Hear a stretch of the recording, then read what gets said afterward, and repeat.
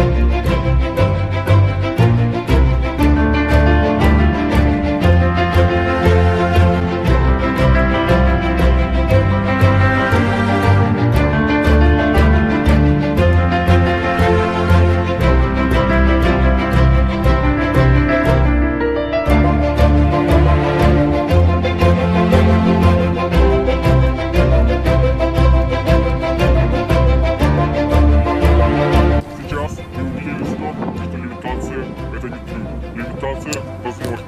Изучайте левитацию по моей системе. Приходите ко мне на лекции. Друзья, с вами был Эрнст Ветер.